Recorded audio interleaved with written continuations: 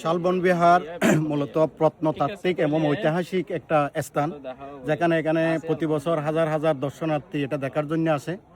এটা কুমিল্লা জেলার ঐতিহাসিক ময়নামতি লাল পাহাড়ে অবস্থিত। এটাকে লাল পাহাড় বর্ত।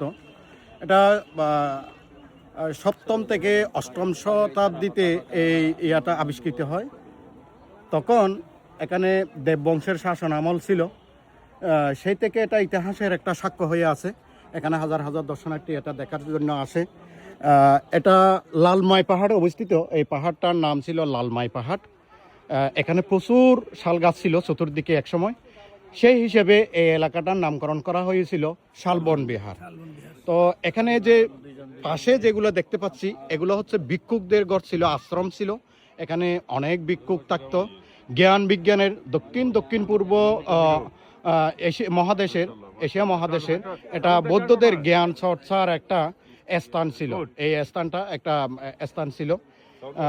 এখানে যখন নির্মিত হয় এই জিনিসটা আবিষ্কৃত হয়, তখন এখানে প্রচুর বৌদ্ধদের বিভিন্ন ঐতিহাসিক ব্রোঞ্জ, তাদের মূর্তি এবং বিভিন্ন এরকম জাতীয় ঐতিহাসিক জিনিসপত্র এখানে পাওয়া গিয়েছিল, যেটা এখন যে ময়নামতি যে জাদুঘর আছে, জাদুঘরে সংরক্ষিত আছে।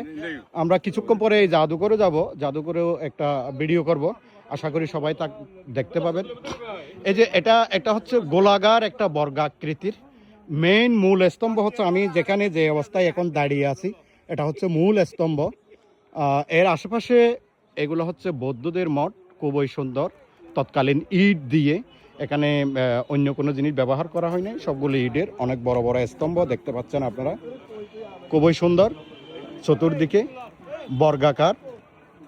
আমি কতটুকু দেখাতে পারছি জানি না। খুবই বর্গাকার, খুবই সুন্দর।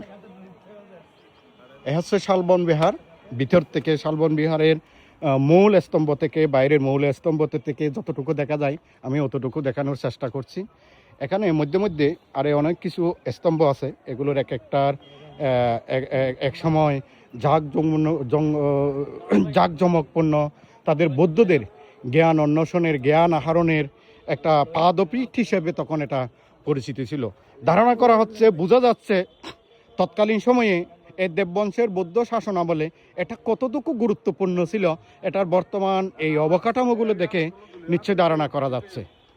আজকে ইতিহাসের সাক্ষী হয়ে সেটা এখনও আমাদের মাঝে দাঁড়িয়ে আছে। জ্ঞান বিজ্ঞান অন্বেষণের জন্য, অনেক কিছু জানার জন্য, সে ছেলেদের বর্তমান প্রজন্ম সামনের প্রজন্মকে জানানোর জন্য অনেক কিছু ইতিহাস এখানে